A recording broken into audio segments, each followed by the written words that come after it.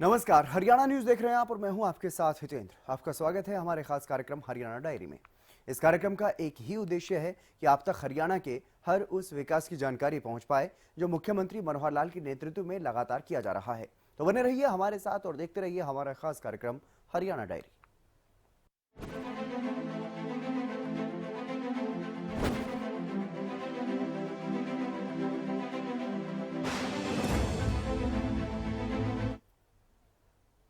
हरियाणा की मनोहर सरकार की तरफ से कैथल में संत धन्ना भगत की जयंती मनाई गई। समारोह में उपराष्ट्रपति जगदीप धनखड़ मुख्य अतिथि रहे, तो वहीं मुख्यमंत्री मनोहर लाल ने समारोह की अध्यक्षता की। इस मौके पर मुख्यमंत्री मनोहर लाल ने संत धन्ना भगत के नाम पर कई बड़ी घोषणाएं भी की हैं। एक रिपोर्ट आप देखिए।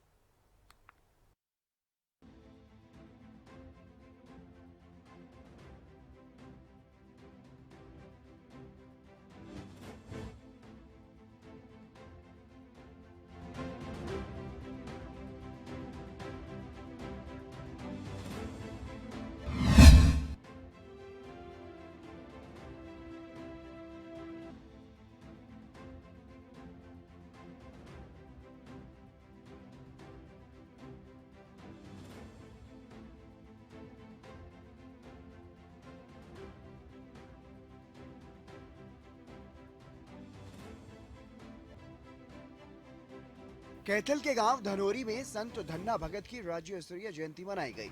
समारोह की अध्यक्षता मुख्यमंत्री मनोहर लाल ने की और इस कार्यक्रम में उपराष्ट्रपति जगदीप धनखड़ ने भी शिरकत की। इस मौके पर मुख्यमंत्री मनोहर लाल ने बताया कि वो कैसे संतों महापुरुषों से प्रेरणा लेकर समाज की सेवा करते हैं।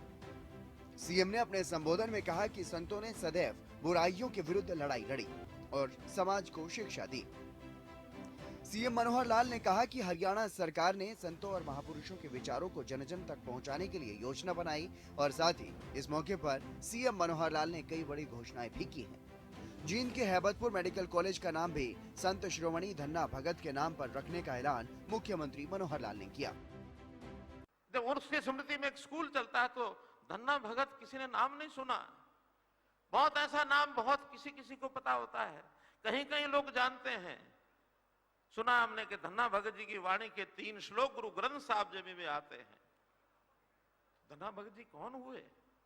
अध्ययन किया और अध्ययन किया तो ध्यान में आया कि देश में एक ऐसा संत जिसके बारे में कोई जानता नहीं है, उनकी शिक्षाओं का प्रचार प्रसार क्यों नहीं करना चाहिए। कुरुक्षेत्र में मैंने 3 महीने पहले घोषणा की थी कि कैथल जिले में धन्ना भगत जयंती अप्रैल में आएगी। ये हम सरकारी तौर पर हम मनाएंगे मित्रों, हम मनाएंगे।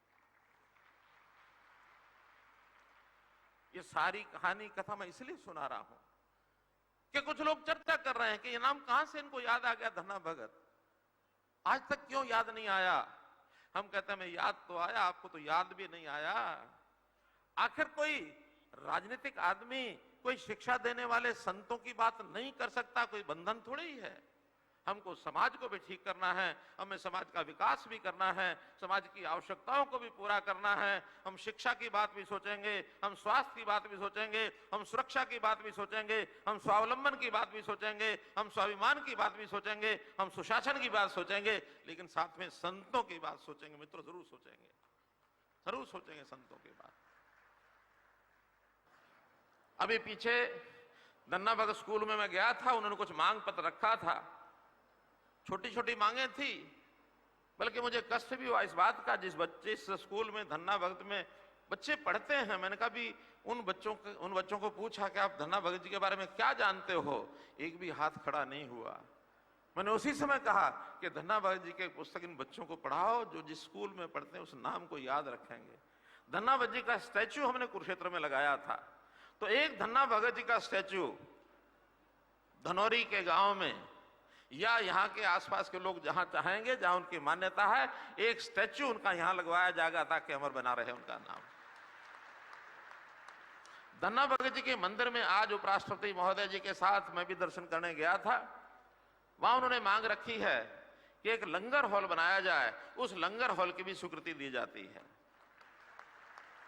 ऐसे ही वहां एक धन्ना भगत जी के नाम का तालाब है, सरोवर है, उसकी स्पोर्ट वाल, उसकी जो लाइनिंग है, वैसे तो हमारा पौंड अथॉरिटी का काम उस पर चल रहा है, फिर भी उस पर लाइनिंग, उस पर घाट वगैरह बन जाए, उसका और सौंदर्यीकरण जो है उसका वो किया जाएगा। इसी प्रकार अब ये छोटी बातें हैं, इनका तो कहने का उतना अर्थ नहीं है जितनी एक बड़ी घोषणा में आज करने का मन कर रहा है, क्योंकि धन्ना भगत जी के नाम से प्रभावित होकर के हमने ये कार्यक्रम किया है। तो बड़े बड़े महापुरुषों के नाम से हमने कुछ संस्थानों के नाम रखे हैं। तो आज मैं जींद जिले में हैबतपुर में जो मेडिकल कॉलेज बन रहा है, उस मेडिकल कॉलेज का नाम संत शिरोमणि धन्ना भगत जी के नाम से रखता हूं, ताकि इनका नाम अमर रहे। बहुत ऐसे पीछे राजनीतिक आदमी आए, दो या तो फिर अपने पिताजी का, दादाजी का नाम रखते हैं, या अपने ही नाम से चीजों को आगे चलाने लग जाते हैं।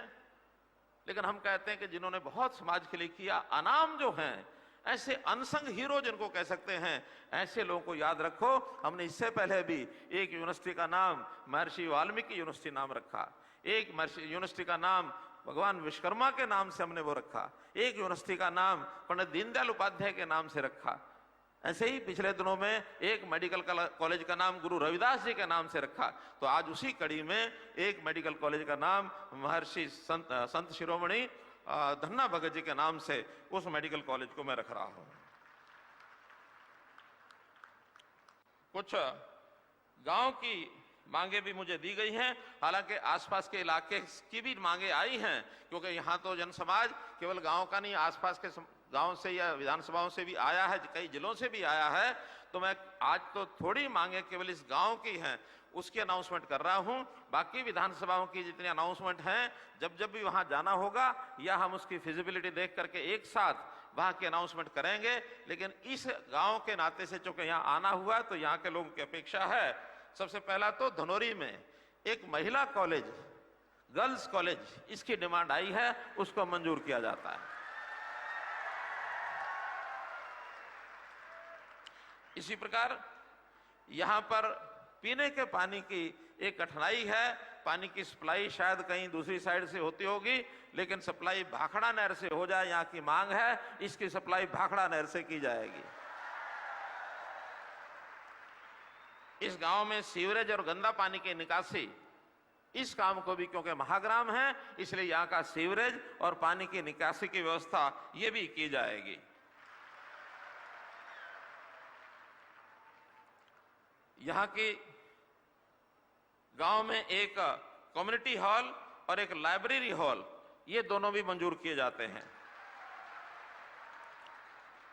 अनाज मंडी, उसमें कच्चे फड़ हैं, उसको पक्का कराना, आरसीसी का कराना, गेटों के रिपेयर, पेंट कराना, मंडी में जो कैटल शेड बना है उसको तोड़ करके उसकी जगह और कोई व्यवस्था उसकी की जाए, एलटी लाइन बिछा करके लाइट की व्यवस्था की जाए और मार्केट कमेटी का कार्यालय बनाया जाए। पीने के पानी, वाटर सप्लाई का जो सिस्टम है मंडी का, वो सब किया जाए। इसके लिए 7 करोड़ रुपया मंजूर किया जाता है। यहाँ की जो गौशाला जिसकी चर्चा हुई है, वैसे तो गौशालाओं का हम सभी गौशालाओं में ये व्यवस्था करने वाले हैं। 1-2 दिन में हमने इस बार गौशालाओं का बजट वो काफी बढ़ाया है। पहले 40 करोड़ रुपया बजट होता था, इस बार उसको 400 करोड़ किया है। कुछ नई गौशालाएं बनाई जाएं, इसके लिए हम उनके लिए अनुदान उनको देंगे, ताकि जो सड़कों पर घूमने वाला पशुधन है, बेसहारा पशुधन, इनके लिए नई गौशालाओं बनाने के लिए हमने अनुदान देने की बात की है। लेकिन चलती हुई गौशालाओं में भी थोड़ा बहुत योगदान, जैसे जनता तो खूब करती है, लेकिन हम भी अपनी ओर से थोड़ा थोड़ा योगदान, ताकि गौशाला में चारा आदि खरीदने का काम वो कर सकें। यहाँ की जो गौशाला है, बाकी अनुदान तो आएंगे, लेकिन आज केवल इस कार्यक्रम में आने पर इन्होंने याद कराया है, तो 21 लाख रुपया उस गौशाला के लिए भी देके जा रहा हूं।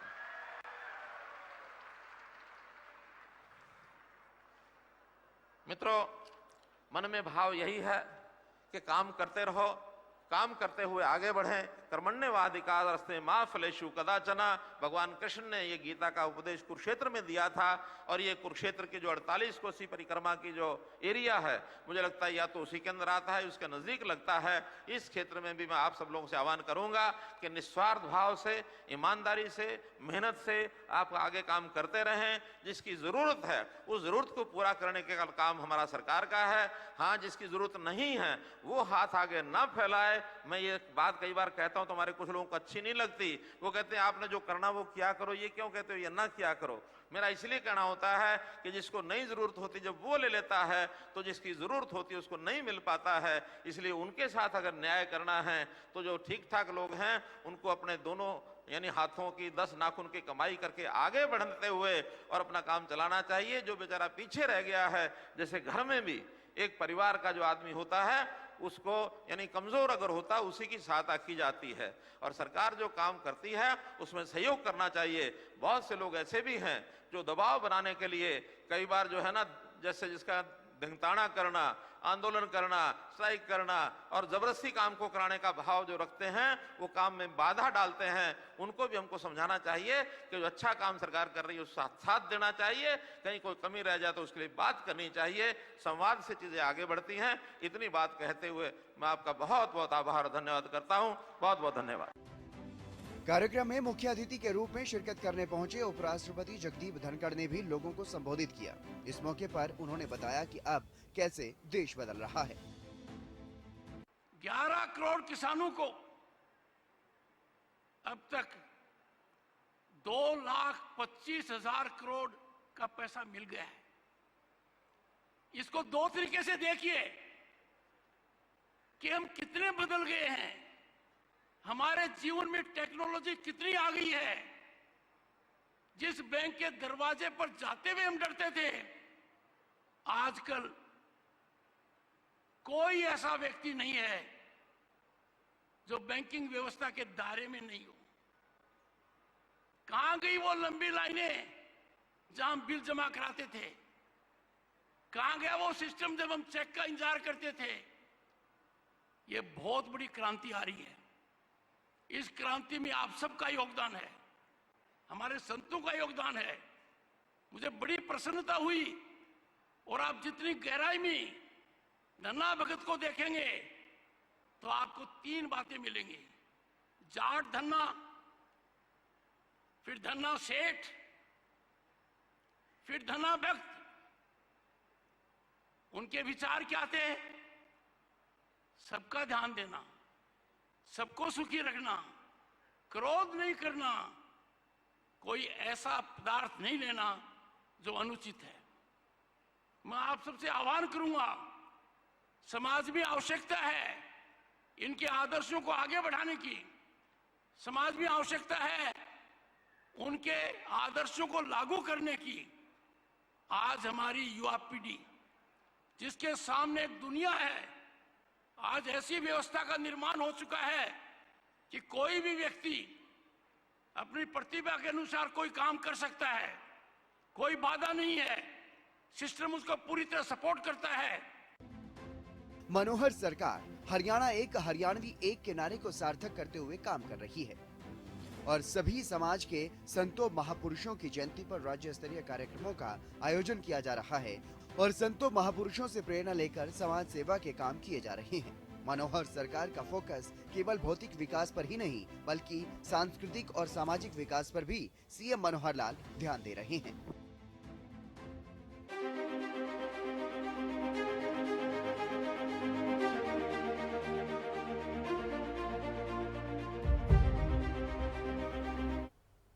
हरियाणा के सीएम मनोहर लाल ने चंडीगढ़ में विकास परियोजनाओं की स्वीकृति बैठक की अध्यक्षता की और इसमें राज्य के लगभग 131 करोड़ रुपए से अधिक की 8 विकास परियोजनाओं को स्वीकृति दी गई। इनमें लोक निर्माण विभाग और जन स्वास्थ्य विभाग की 2 और 3 फरीदाबाद महानगर विकास प्राधिकरण की परियोजनाएं भी शामिल हैं।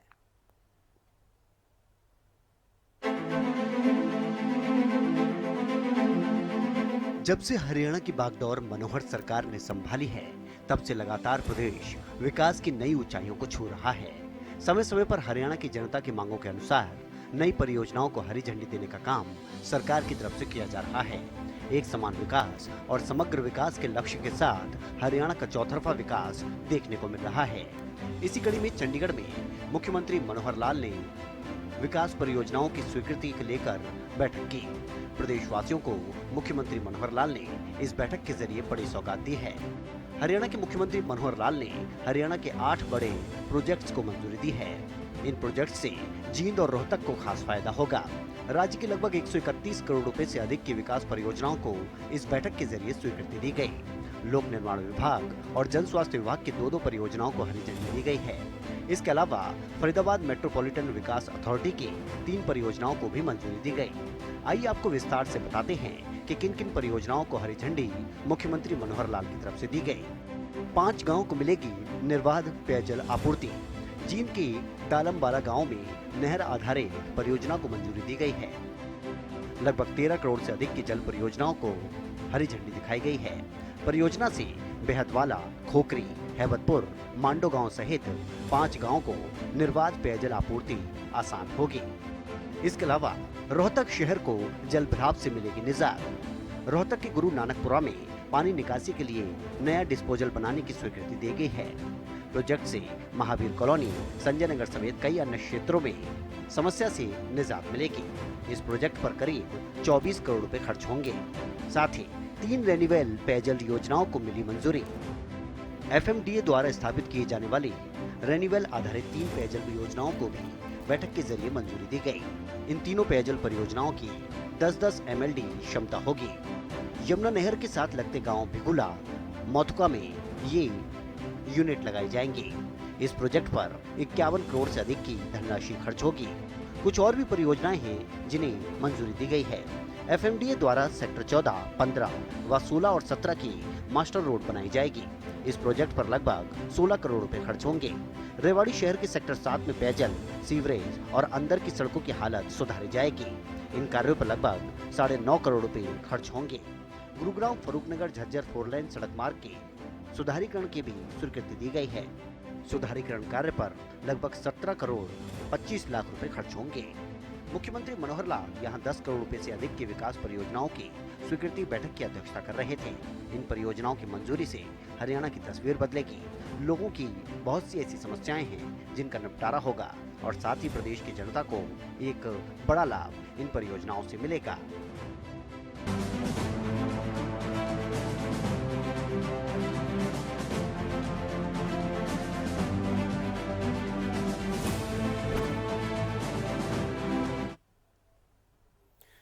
वहीं अपने पड़ोसी राज्य से भी मधुर संबंध बनाए रखने और दोनों राज्यों के मुद्दों को आपसी बातचीत से सुलझाने के लिए हरियाणा के सीएम मनोहर लाल सदैव तत्पर रहते हैं। इसी कड़ी में चंडीगढ़ में हरियाणा के मुख्यमंत्री मनोहर लाल और हिमाचल प्रदेश के उनके समकक्ष सुखविंदर सिंह सुक्खू के साथ बैठक हुई। पानी और अन्य विषयों पर चर्चा हुई है। मुख्यमंत्री ने बताया कि वाटर सेस को लेकर के भी चर्चा हुई।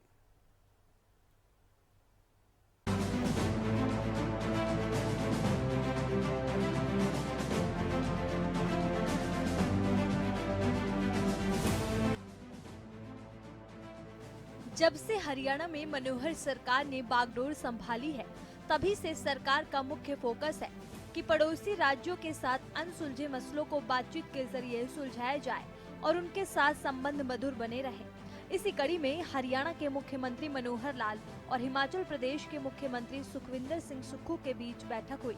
बैठक के बाद हरियाणा के मुख्यमंत्री मनोहर लाल ने कहा कि हमारा पड़ोसी राज्य हिमाचल है, जिनसे पानी और अन्य विषयों पर चर्चा हुई है। मुख्यमंत्री ने बताया कि वाटर सेस को लेकर हमारी चर्चा हुई है। इस विषय पर सेक्रेटरी लेवल पर भी बैठक होगी और उसके बाद अध्ययन किया जाएगा।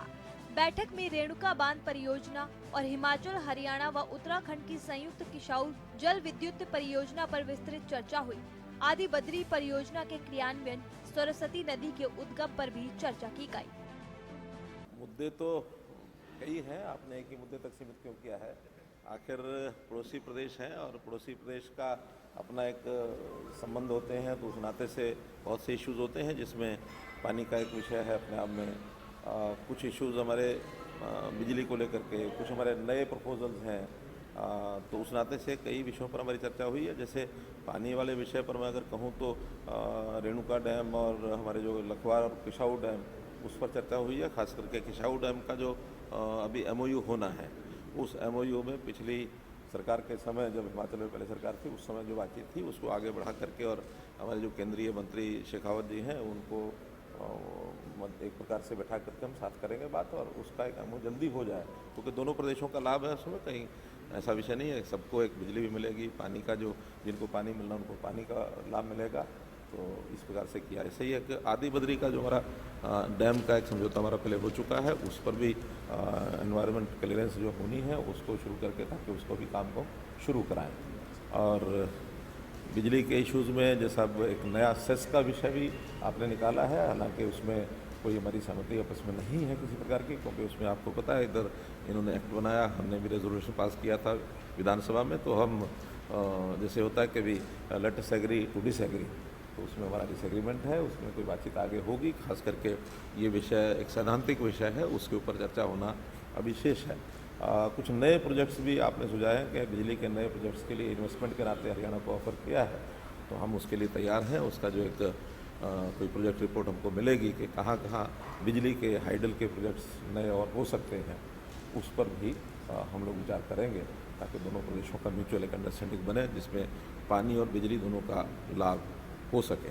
इस प्रकार के कुछ इश्यूज़, बाकी क्योंकि हमारी पहली मुलाकात थी तो जिसको कहना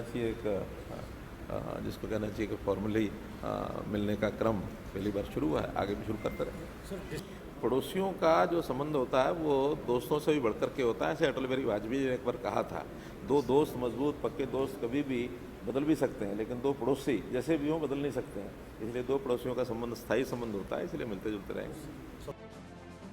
वाटर सेस को लेकर मुख्यमंत्री ने कहा कि इस पर हमारी सहमति नहीं है, क्योंकि इससे बिजली के रेट बढ़ेंगे और इसका सीधा असर उपभोक्ताओं पर पड़ेगा, जो सैद्धांतिक रूप से भी सही नहीं है। हालांकि हिमाचल के साथ नए प्रोजेक्ट को लेकर चर्चा जारी रहेगी। मुख्यमंत्री ने SYL को लेकर कहा कि इस मुद्दे पर हिमाचल के साथ हमारा कोई मतभेद नहीं है, लेकिन अगर हिमाचल का पंजाब के साथ कोई मतभेद होता है तो हम उस लड़ाई को मिलकर लड़ेंगे।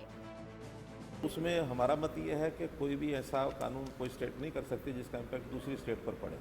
तो एक प्रकार से क्योंकि सेस अगर वहाँ लगता है तो बिजली के ऊपर रेट बढ़ेगा और जो बिजली उस स्टेट खरीदने वाले हैं उसके ऊपर उसका जो इम्पैक्ट है वो जाएगा, और उसके लिए हम तैयार नहीं हैं। इनका कहना है कि वो इम्पैक्ट नहीं जाएगा या बहुत कम जाएगा, लेकिन विषय तो सैद्धांतिक है। उस सैद्धांतिक विषय में ज़रा चर्चा करेंगे। इसमें केंद्र सरकार की ओर से भी जैसा आपने बताया एक पत्र उन्होंने लिखा है कि हम इस प्रकार का कोई सेस जो यानी इंटरस्टेट जिसका इफेक्ट हो उसको हम सरप्लस जो कोटा होता है उसके डिस्ट्रीब्यूशन में उनको वो नहीं देंगे। अब अलग अलग विषय है, लेकिन फिर भी बातचीत के रास्ते हमेशा खुले होते हैं। उसमें से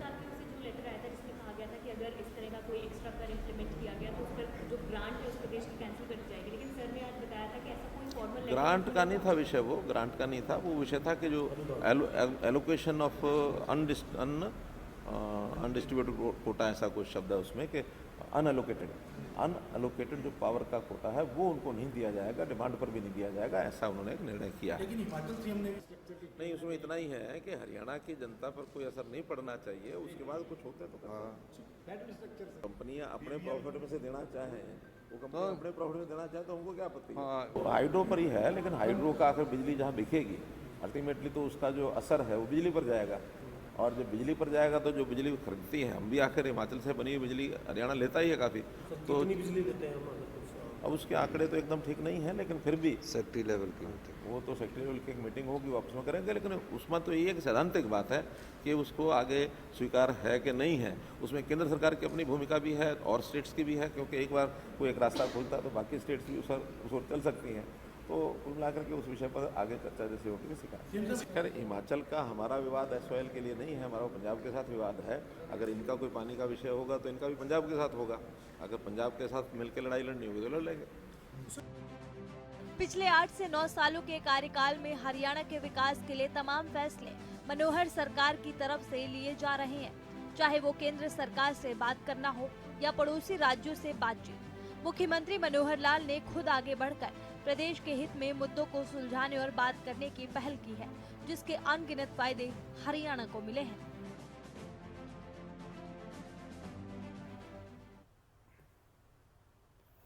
मुख्यमंत्री मनोहर लाल के कुशल नेतृत्व में हरियाणा प्रदेश लगातार विकास की ओर अग्रसर है, और ऐसे में हरियाणा का हर वर्ग सरकार के कार्यों से काफी संतुष्ट भी नजर आ रहा है, क्योंकि हरियाणा सरकार का एक ही मकसद है, प्रदेश के अंतिम व्यक्ति का विकास किया जा सके। फिलहाल हमारे खास कार्यक्रम हरियाणा डायरी में आज के लिए बस इतना ही। नमस्कार।